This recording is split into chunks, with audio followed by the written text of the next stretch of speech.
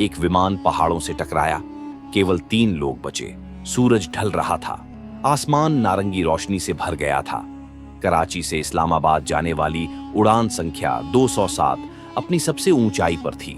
विमान में 45 यात्री सवार थे। हंसी, खाना और संगीत गूंज रहा था। उनमें अहमद नाम का एक युवक भी था जो अपनी मां के इलाज के लिए जा रहा था। वह खिड़की से बाहर बादलों के समंदर को देख रहा था, मानो दुनिया बहुत शांत हो। लेकिन कुछ ही पल बाद सब कुछ बदल गया। तूफान दस्तक देता है, पायलट की आवाज आई, देवियों और सज्जनों, मौसम खराब हो रहा है, कृपया अपनी सीट बेल्ट बांध लें। विमान हिलने लगा। खिड़कियों से बिजली चमकने लगी। तूफान तेज हो गया। आसमान में अंधेरा छा गया। फिर अचानक एक जोरदार धमाका हुआ। इंजन बंद हो गया। चीख पुकार मच गई। बत्तियां बुझ गईं और विमान गिरने लगा। पहाड़ों में दुर्घटना। कुछ मिनट बाद एक जोरदार धमाके के साथ विमान बर्फीले पहाड़ों से टकरा गया। हर तरफ सन्नाटा छा गया। अहमद ने आंखें खोली। सब कुछ टूट गया था, लेकिन वह जिंदा था। पास ही 2 और लोग भी जिंदा थे, एक बूढ़ा आदमी और एक एयर होस्टेस मरियम। तीनों ठंड से कांपते हुए एक दूसरे को देख रहे थे। विमान का मलबा बर्फ में दबा हुआ था। मरियम ने कहा, हमें आश्रय ढूंढना होगा, वरना हम रात नहीं बिता पाएंगे। वे पास की पहाड़ी चट्टानों के बीच एक दरार में रेंगकर घुस गए। उनके पास थोड़ा खाना, कुछ कंबल और एक टॉर्च थी। बर्फ, भूख और डर। पहली रात लंबी और भयानक थी। हवा का शोर, ठंडी बर्फ की गंध और दूर कहीं किसी जानवर की आवाज। अहमद ने उसके घाव पर पट्टी बांधी और बुजुर्ग को पानी पिलाया। अगली सुबह उन्होंने देखा कि विमान का पिछला हिस्सा पहाड़ के नीचे था।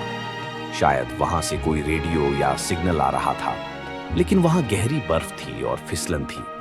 मरियम ने कहा, अगर हम कुछ नहीं करेंगे तो कोई हमें ढूंढ नहीं पाएगा।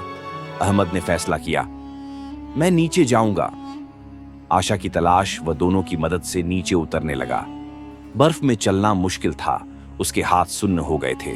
विमान का मलबा दिखाई दे रहा था, लेकिन वहां एक भयानक दृश्य था। शव, टूटे हुए बैग और जलता हुआ इंजन। वह रेडियो ढूंढता रहा। आखिरकार उसे एक आपातकालीन ट्रांसमीटर मिल गया, लेकिन वह टूटा हुआ था। अहमद ने अपने कपड़े फाड़े और तार जोड़ने की कोशिश की। एक छोटी सी बत्ती जली। सिग्नल बुझ गया। एसओएस भेजा गया।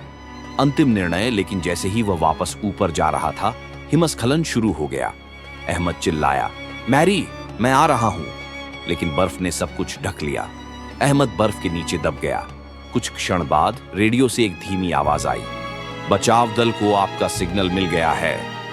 समापन। एक आशा की किरण। 2 दिन बाद बचाव हेलीकॉप्टर पहुंचा। उन्होंने मैरी और उस बूढ़े व्यक्ति को जीवित पाया, लेकिन अहमद नहीं था।